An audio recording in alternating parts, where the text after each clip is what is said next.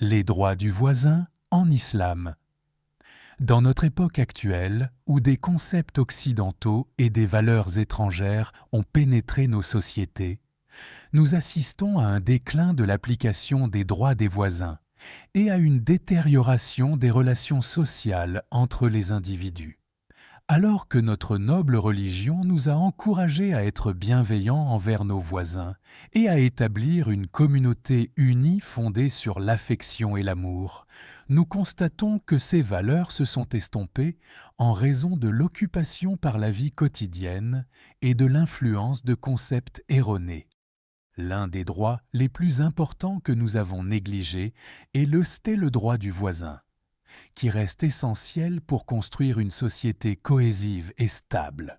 L'islam a établi de grands droits pour les voisins et a fait de la bienveillance envers eux l'une des actions les plus élevées et les plus chères à Allah.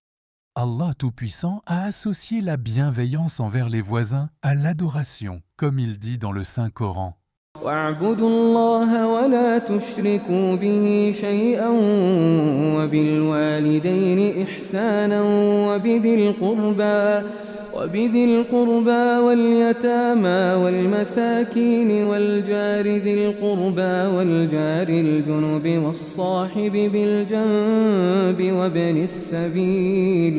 وابن السبيل وما ملكت أيمانكم إن الله لا يحب من كان مختالا فخورا. Le prophète Muhammad, paix et bénédiction sur lui, a également donné de nombreuses instructions concernant les droits des voisins, dont l'une d'elles est « Jibril continuait de me conseiller sur le voisin jusqu'à ce que je pense qu'il le rendrait héritier ».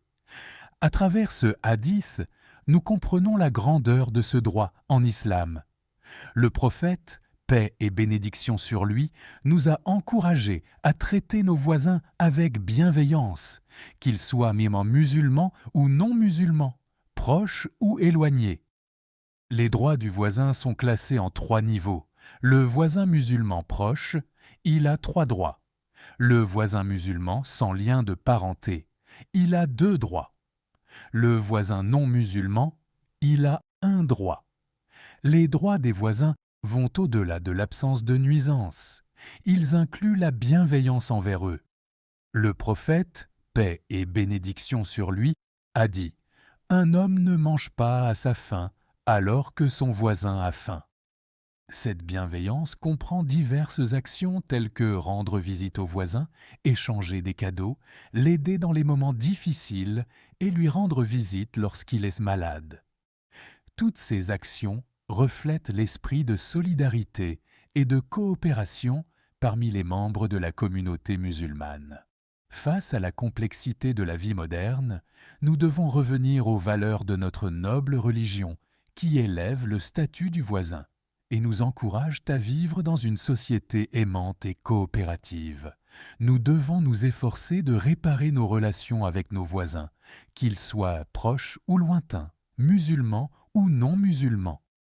Le droit du voisin fait partie intégrante de nos droits humains et islamiques. À travers lui, nous réalisons l'unité et l'harmonie dans la société.